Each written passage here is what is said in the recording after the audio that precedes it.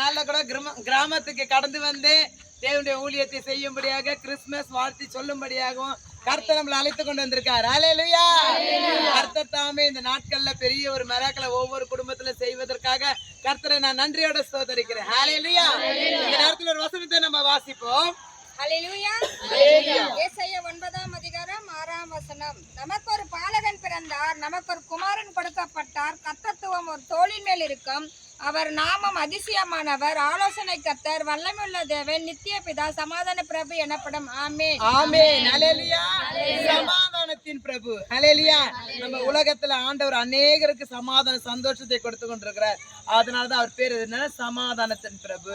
இன்றைக்கு தேவ பிள்ளைகளா காணப்படுகிற நம்ம நிறைய ஜனங்க பாருங்க, சமாதானம் இல்லாம வேதனையோட துக்கத்தோட கண்ணீரோட இருக்கும் போது கர்த்தர் சொல்ல, நான் உனக்கு சமாதானத்தை அருளுகிறேன் தருகிறேன் என்றார். ஹல்லேலூயா. இந்த கிறிஸ்துமஸ் நாள்ல கர்த்தர் பெரிய ஒரு சமாதானத்தை தரும்படி எல்லாரும் ஸ்தோத்திரம் பண்ணலாமா? ஸ்தோத்திரம் ஸ்தோத்திரம் ஸ்தோத்திரம். அந்த ஒரு சின்ன பாடலை பாடி தேவனத்தை மகிமைப்படுத்துவோம்.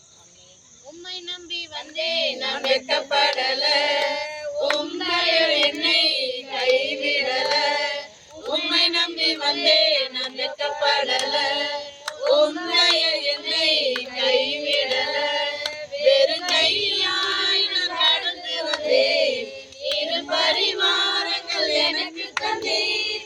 வெறும் கையாய் நான் கடந்து வந்தேன், இரு பரிவாரங்கள் எனக்கு தந்தீர்.